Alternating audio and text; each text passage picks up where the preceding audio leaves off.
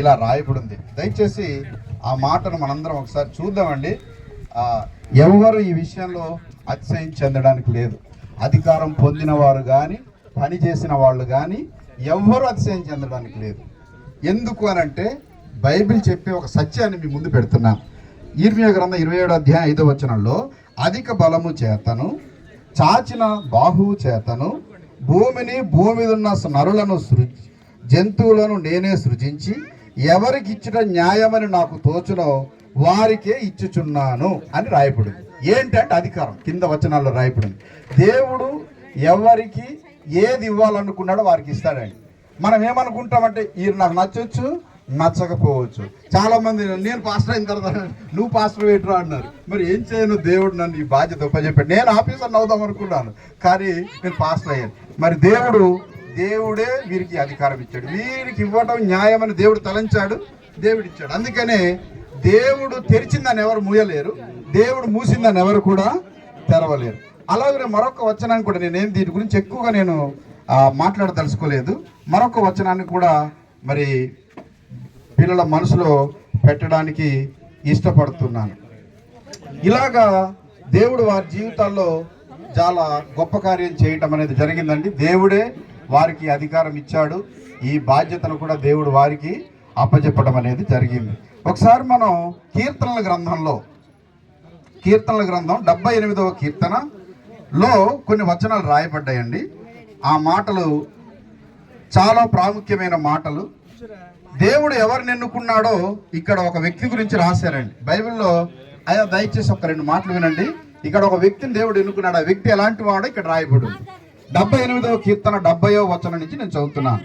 తన దాసుడైన దావీదును కోరుకొని గొర్రెల దొడ్లలో నుండి అతన్ని పిలిపించెను.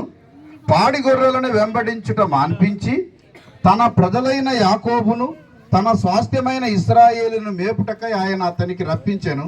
అతడు యథార్థ హృదయుడై వారిని పాలించెను, కార్యముల యందు నేర్పరి అయి వారిని నడిపించెనని రాయబడింది. కనుక ఇక్కడ మరి భాస్కర్ గారికి మరి అదే రీతిగా శిరీష గారికి దేవుడి బాధ్యతను అప్పచెప్పారు. యథార్థ హృదయంతో కులము మతము అనేటటువంటి భేదం లేకుండా, తారతమ్యం లేకుండా యథార్థ హృదయంతో పాలించాలని నేను వారిని ప్రభు పేట మనవి చేస్తూ వారిని ఆశీర్వదిస్తున్నాను. మరొక్క మాట కూడా నేను చెప్పాలి.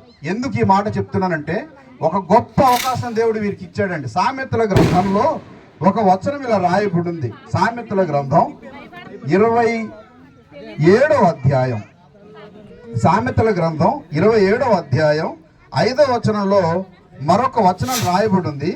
ఈ వచనాన్ని కూడా వారి మనసులో పెట్టాలని నేను మనసు కలిగి ఉన్నాను. సామెతల గ్రంథం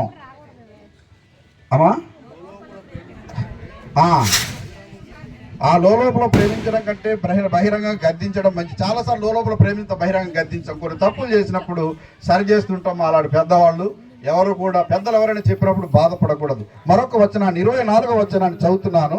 అక్కడ ఏం రాయబడి ఉందంటే, ధనం శాశ్వతము కాదు, కిరీటము తరతరములుండునా. చాలా జాగ్రత్త. ధనం అనేది శాశ్వతం కాదు, కిరీటం తరతరాలు ఉండదు. ఈ గొప్ప అవకాశాన్ని ప్రభువు మీకు ఇచ్చారు. ఇప్పుడు మీరు చేయగలిగినటువంటి సహాయం, మీ దగ్గరకు వచ్చిన వారికి ఏ ఒక్కరికి కూడా, ఆఖరికి మిమ్మల్ని నిందించిన వారైనా మిమ్మల్ని దూషించిన వారైనా, ఈ రాజకీయ ప్రస్థానంలో ప్రత్యర్థులు అనే వాళ్ళు ఎప్పుడు ఉంటారు, కుటుంబంలో ఉంటారు. బైబిల్ చరిత్రలో కాదు, మన చరిత్రలో కూడా అన్నాదమ్ములే పదవుల కోసం కొట్టుకు చేస్తారు. ఇలాంటి సమాజంలో మనం ఉన్నాం. అయితే దేవుడు మీకు ఒక మంచి ఉన్నత స్థానంలో పెట్టారు కనుక కిరీటం అనేది తరతరాలుగా ఎవరికి ఉండదు. అయితే దేవుడు మనకు అవకాశం ఇచ్చినప్పుడు, చేయగలిగినటువంటి అవకాశం ఇచ్చిన ఈ సందర్భంలో మీరు అందరిని ప్రేమించి అందరు మన్నలను మీరు పొందుకుంటారని ఆశపడుతున్నాను. ఎందుకంటే అలాగూ చేస్తే ధనం మిమ్మల్ని విడిచిపోయినా స్నేహితులు మిమ్మల్ని విడిచిపోరు. అన్యాయపు సిరి వలన స్నేహితులను సంపాదించుకోమని చెప్తుంది బైబిల్. అందు గురించి మరి భాస్కర్ బాబు కోసం, శిరీష గారి కోసం, ఎందుకంటే దేవుడే ఈ అధికారం ఇచ్చాడు. ఇక్కడ ఏ ఒక్కరూ ప్రయత్నం అనేది కాదు, కేవలం మన ప్రయత్నం మాత్రమే. కానీ ఒక వ్యక్తిని ఒక సింహాసనం మీద కూర్చోబెట్టేవాడు, అధికారం ఇచ్చేవాడు, రాజ్యాధికారాన్ని చేజెక్కించేవాడు దేవుడు అన్న విషయాన్ని మనం జ్ఞాపకం చేసుకొని మీరు దేవుని యందు భయభక్తులు కలిగి ఉండండి. చేతనైన మేలు మీరు ఎప్పుడూ చేస్తూ ఉండండి. ఇప్పటికే మీరు ఎంతో మంచిగా చేస్తున్నారు, చాలా సేవా కార్యక్రమాలు చేస్తున్నారు. భవిష్యత్తులో మీరు ఒక చక్కటి చారిటబుల్ ట్రస్ట్ పెట్టి ఏజెన్సీ ప్రాంతంలో విశేషంగా మన రాజమండ్రి మండలానికి 50 సంవత్సరాల తర్వాత మనకి ఇక్కడికి ఎమ్మెల్యే సీట్ అనేది రావటం జరిగింది. దీనికి అందరూ కష్టపడి మరి గెలిపించుకోవడం జరిగింది.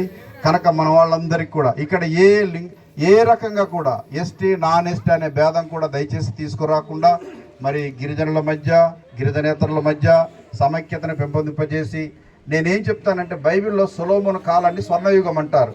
అలాంటి ఒక సమాధానంతో కూడినటువంటి ఒక మంచి పరిపాలన మన ఏజెన్సీకి మీరు అందిస్తారని, మరి దేవుడు మిమ్మల్ని గొప్పగా దీవించాలని, రాబోయే కాలంలో మీరు మంచి పొజిషన్లో ఇలాంటి అనేక టర్మ్స్ మీరు ప్రజల మన్ననలు పొంది మీరు విజయం సాధించాలని కోరుకుంటూ ఈ మాటల్ని వారి మనసులో పెడుతున్నాను.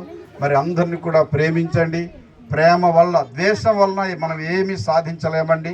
ప్రేమ వలన శత్రువులను కూడా మనం మిత్రులుగా చేసుకోవచ్చు. అందు గురించి చేయటానికి అవకాశం ఉన్నంతసేపు మీరు మన వాళ్ళకి సంపూర్ణంగా సేవ చేసి మేలు చేయాలని నేను కోరుతున్నాను. ఈరోజు మరి మరొక బర్త్డే కార్యక్రమం కూడా ఉందండి. అపర మాస్టర్ గారు అది చెప్పలేదు, ఆయన చాలా మర్మయోగి. మా అబ్బాయికేమో బర్త్డే అని పిలిచాడు, నాకేమో భాస్కర్ గారు అని పిలిచాడు. చూడండి ఎలా రప్పెట్టాడు. ఆయన వైజాగ్ నుంచి వచ్చాడు, నేను ఇటు నుంచి వచ్చాను. ఏంటంటే భాస్కర్ గారు వస్తున్నాను, నువ్వు రావని రాజమండ్రిలో ఉంటే నాకు ఫోన్ చేసి చెప్పాడు. ఆయన సింపుల్గా అలా కనబడుతున్నాడు, కొన్ని ఇంటికి లేవు, కానీ ఆయన మహా తెలివైన వాడు. పుట్టినరోజు కార్యక్రమం కూడా ఉంది. మరి దయచేసి కేక్ అవన్నీ తీసుకొచ్చినట్లయితే మరి జాన్ బాబు ఆ కార్యక్రమాన్ని మరి భాస్కర్ సిరిసాల చేతి మీదుగా జరిగిస్తారు. మీ అందరికి కూడా చాలా వందనాలండి. వాస్తవానికి చాలా విషయాలు మాట్లాడాలనుకున్నాం. మరి